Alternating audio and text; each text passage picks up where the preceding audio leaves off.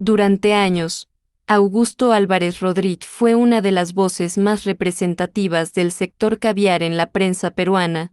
Su salida de la República y sus recientes declaraciones han despertado dudas sobre un posible cambio ideológico. En una entrevista, criticó la falta de pluralidad en los medios, habló de su relación con Ipis y cuestionó la influencia de la prensa en la fiscalía. Pero, ¿se trata de una verdadera evolución en su pensamiento o de una estrategia para mantenerse vigente? Augusto Álvarez Rodríguez es periodista y está hoy en el programa. Bueno, ¿te has ido de la República? Sí. ¿O te han votado? Me fueron, digamos.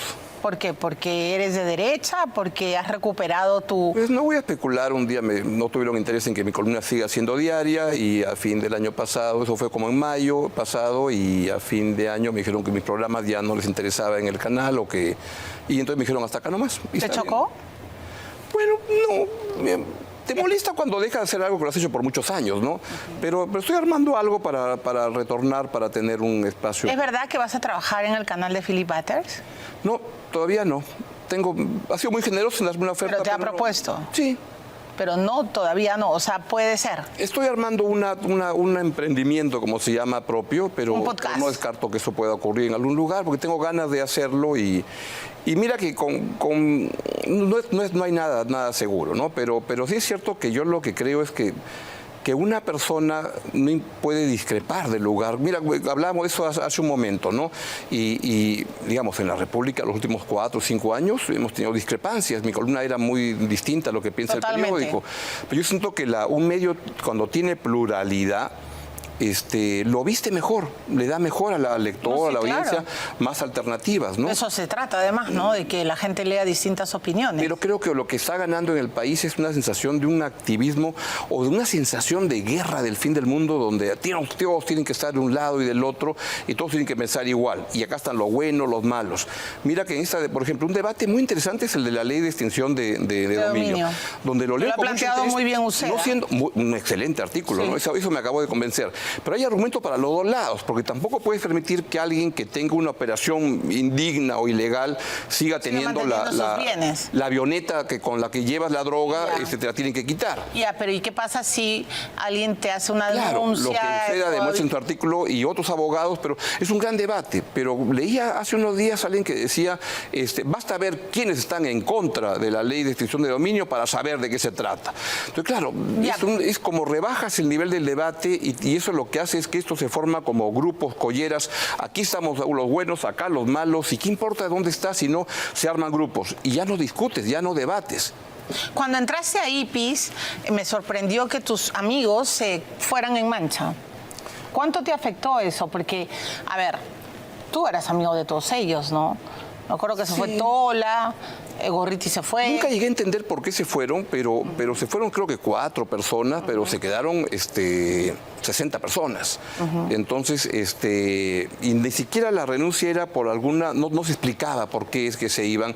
Y yo creo que porque tú habías llegado a las altas esferas, o sea, ¿qué es esto? Pero espérate, yo he sido presidente de IPIS más tiempo del que hubiera querido, es 12 años. Así es. Yo me hubiera querido ir al segundo año, pero iban ocurriendo cosas y eso. Y ya se había anunciado además que ya dejaba la presidencia de IPIS y que se iba a convocar a elecciones. Entonces nunca llegué a entender por qué querían armar ese quilombo. ¿Querían desprestigiarte? Yo creo que quería desprestigiar a IPIS. Ajá. Y formar una cosa paralela o algo así. Me da la impresión, pero no tengo, porque además nunca llegué a hablar con las personas que renunciaron. Has dicho que tú no te has peleado con Gorriti. No. Ok. ¿Crees que hizo bien al llamar a Pablo Sánchez para intentar suspender la diligencia al fiscal Rurush? Porque él ha dicho en su último artículo que Sánchez hizo lo que tenía que hacer, que hizo lo correcto, prácticamente lo que él le ordenaba. No sé si es la frase más feliz pero creo que no es un buen ejemplo, porque ¿sabes qué es lo que pasa?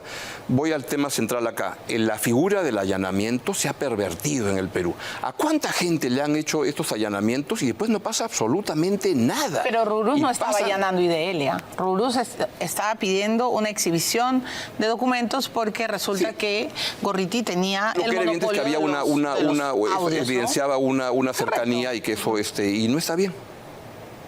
¿Crees que Gorriti es, como se dice, como Jaime Villanueva lo ha comentado, crees que hay un sector de la prensa liderado por él que realmente manda en el Ministerio Público? O sea, se habla de un club de la filtración. No todos tenemos acceso a lo que ciertos periodistas tienen. Y bueno, trabajamos con lo que podemos y con lo que tenemos. Pero, ¿crees que se ha pervertido el trabajo de algunos periodistas? O sea, ¿Gorriti hoy manda? Yo no creo. Lo que yo creo es lo siguiente. Los periodistas tratamos de conseguir la información para poder informar a nuestra audiencia como sea, que nos metemos por aquí y por allá. La culpa, al final, es de la autoridad, del fiscal, etcétera. Tú puedes tener una opinión y dices, a mí me parece que la Fiscalía debería actuar así. Que los fiscales lo hagan ya es responsabilidad de ellos. Sí, pero yo nunca hubiera escrito o hubiera dicho, si hubiera sabido que Alan se iba a suicidar, te daba una tregua. O sea, perdóname, creo que tú tampoco lo hubieras escrito. No, pero es un mal comentario, pero eso no implica una cercanía con la gente. Pero según Villanueva, había un direccionamiento en el caso de Keiko. No lo sé. En ese caso es culpa de las autoridades. Si un ministro hace cosas porque un periodista le dice algo, no es culpa del periodista. El periodista opina, dice, etcétera. Finalmente puede avanzar hasta donde él quiera. El ministro, el juez, el fiscal, toma sus decisiones y ellos deben tomarlo. Y es culpa de ellos. Y ahí yo creo que entonces yo a un periodista, y tampoco me siento en ganas de ser como juez de periodistas, quién lo hace bien, porque no tengo ni la capacidad, ni la vocación, ni las ganas de eso. Pero de crees hoy a ti, a Gorriti, a cualquier... No me provoca. Sí me provoca a las autoridades, y creo que los fiscales anticorrupción han sido una estafa para el Perú, que había una gran expectativa en un país con tanta corrupción y no fueron capaces de armar un caso bien hecho en justicia y se dedicaron a hacer política. Es culpa de ellos lo que hicieron. Ellos filtraron información porque querían por aquí y por allá. Querían además apoyo mediático. La relación entre periodistas y fiscales o procuradores es muy antigua. Sí, claro. Y juegas en pared, sí, claro, pero juegas marcando distancia, etcétera. Pero la culpa no es del periodista. El periodista quiere conseguir información para darle a sus audiencias lo mejor que pueda. Pero tú has sido... No es culpa del periodista, es culpa de la autoridad. Ya, a ver, correcto. Allá la autoridad que, claro, no sé, pues llegue a niveles francamente sorprendentes. Pero lo que ha pasado también, Augusto, y te pido una reflexión como un exdirector de un diario, es que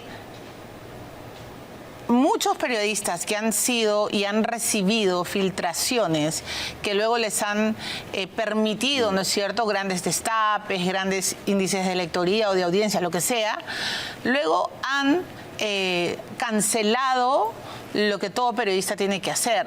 Ya no han dudado, claro, no han criticado. O sea, me he tapado los ojos porque, bueno, tú eres el que me filtra. Por ejemplo, Marita Barreto, Vela, sin duda, ¿no? Entonces, sin duda, ¿hay alguna reflexión que hacer sobre nuestro oficio? Los periodistas tenemos que ser más capaces de poder tomar distancia de que, ¿cómo es la mejor manera de engreír a un periodista? Es con información. Sí, claro. Si tú tienes un ministro que es amigo tuyo, una ministra, y está en el Consejo de Ministros y te dice, se está produciendo un debate y va a haberla, y parece que le van a votar. O van a cambiar a la ministra de la Mujer. ¿Quién no quiere tener ese dato? Si votan a ese ministro que es mi fuente, me va a dar mucha pena.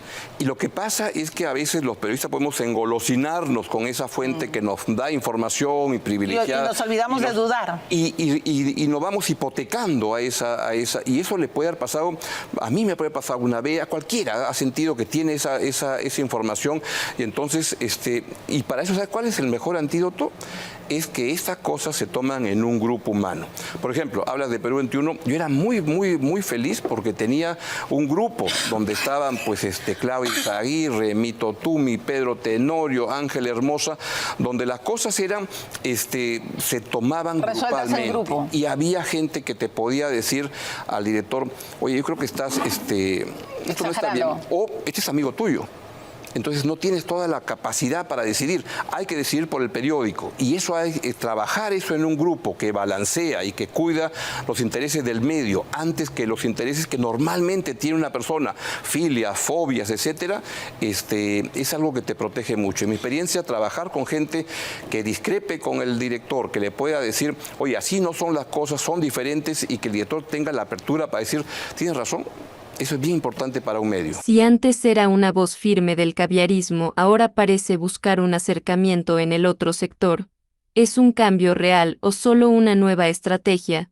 Su postura genera dudas y deja una pregunta en el aire. ¿Álvarez Rodríguez está cambiando o simplemente buscando un nuevo espacio donde encajar?